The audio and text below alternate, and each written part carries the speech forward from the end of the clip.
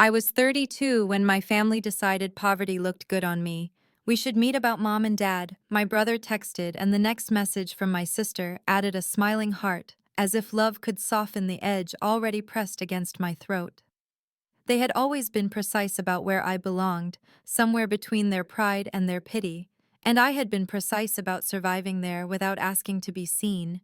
I packed the most ordinary clothes I owned, the sweater with the tiny hole at the cuff, the sneakers that had carried me through years of late nights, and flew back to the town that taught me both how to dream and how to endure.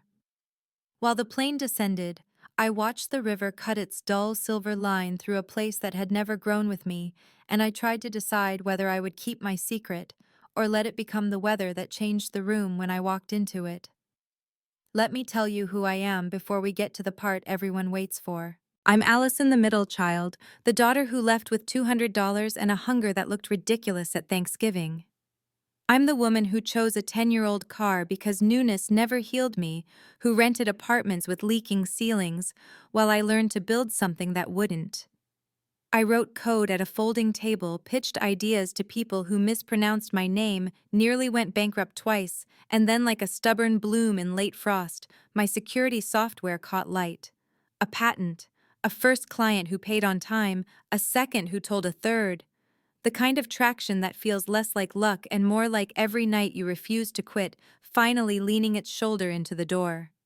In time, there was a company, and then there was an acquisition, and then there was a number I couldn't say out loud without laughing because it was so far from the girl who once counted quarters to make rent. But I didn't tell my family. I kept living small near them because their story about me was a cage with comfortable padding, and because some part of me believed that if I let them measure me, I could still be loved in units they understood. When James opened the door to our childhood house, he wore the same expression he used for interns' benevolent calculating board. Finally, he said, checking a watch so large it seemed designed to be noticed. His eyes skimmed my sweater, my bag, the life he assumed I still carried. He told me Mom's pain schedule as if I hadn't already arranged a private nurse to start next week. He told me about facilities as if I hadn't toured 3 and built one. Dad smiled soft around the edges of his memory, and Mom squeezed my hand with the kind of love that apologizes while it comforts. My sister swept in later, smelling like a department store, an accomplishment, her husband trailing bags that said the price out loud. She gave me a gift card for interview clothes, and I thanked her, because grace is often just the choice not to light the match you're holding. The meeting the next morning was a performance we'd all rehearsed for years. James had slides. Stephanie had concern that sparkled. They spoke about equitable contributions and looked at me with the pity of saints who haven't read the fine print. They offered me less of a share and more of a lesson. Bring what you can, sweetheart. Even a token is generous. Dad asked if I had a steady job.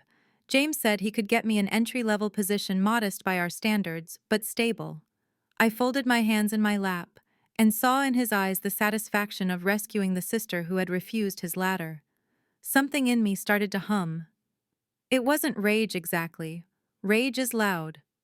This was the cool click of a safe opening, the low certainty of a hinge deciding to let go. Give me 15 minutes, I said, and stepped into the hallway to make a call.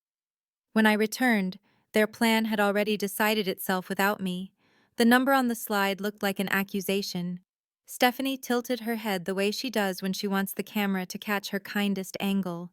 James repeated the phrase, "premium care," as if it were scripture. I sat back down and suggested another option, a facility they hadn't found because not everything that matters is searchable. "And how would you know about that?" my sister asked, laugh already primed. "Because I funded it," I said. Silence pulled the room into a single held breath. James snorted. "Right. And next you'll tell us you own a helicopter." When the blade started to beat the air outside Chop Chop like a heart reinventing itself, my mother put a hand to her chest.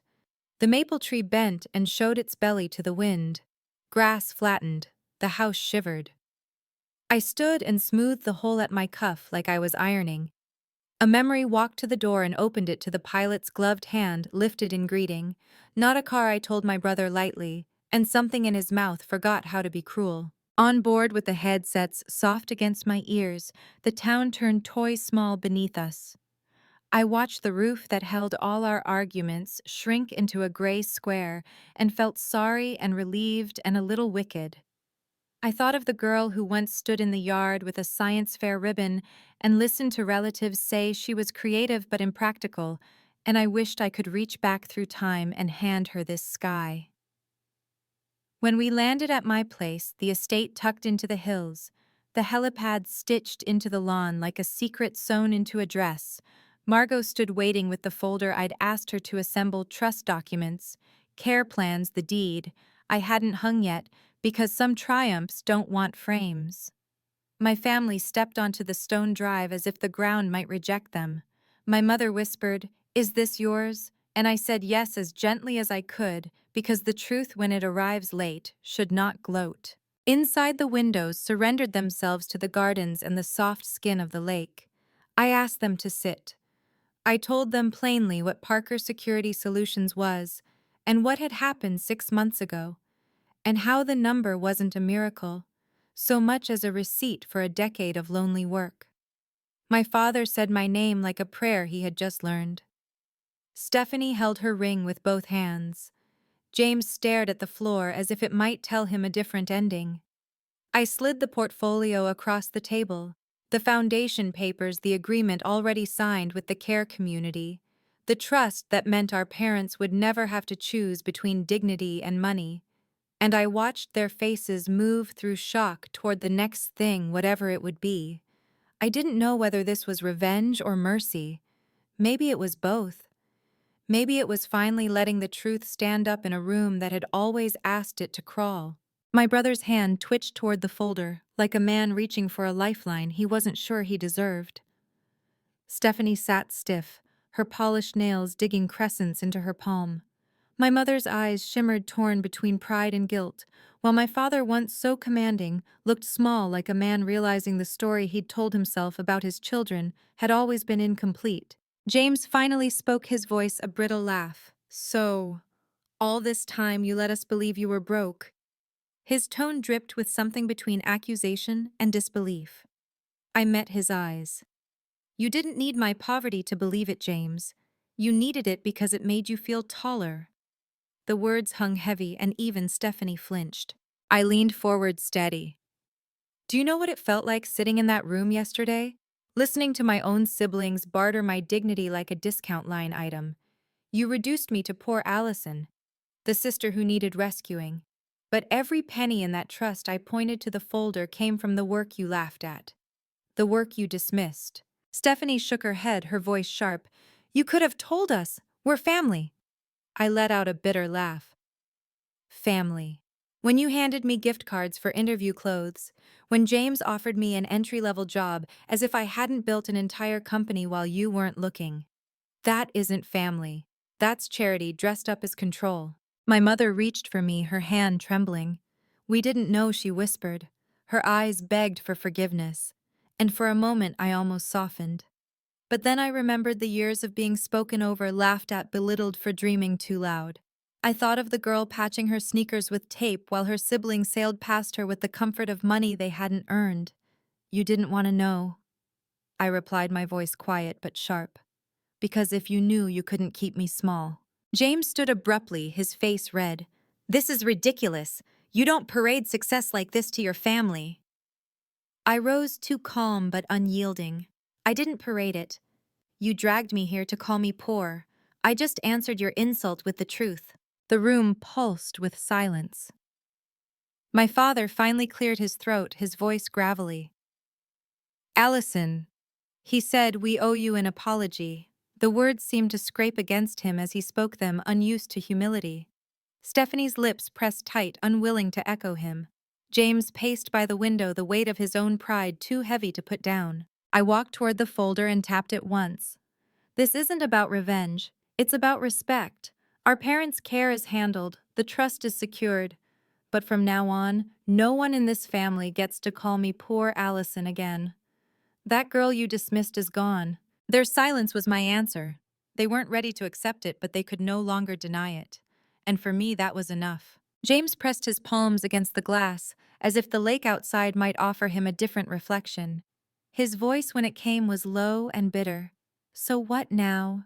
You expect us to bow down to treat you like some kind of savior?" I inhaled, steadying myself. "No, James. I expect nothing from you. That's the difference between us. You all gathered yesterday because you wanted control shares, votes, the last word. I came today only to give clarity. Our parents are secure. The bills will be paid.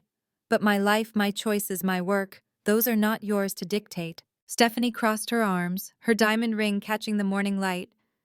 "You've humiliated us," she said, her voice trembling with anger. "You waited for the perfect moment to strike back." I shook my head slowly.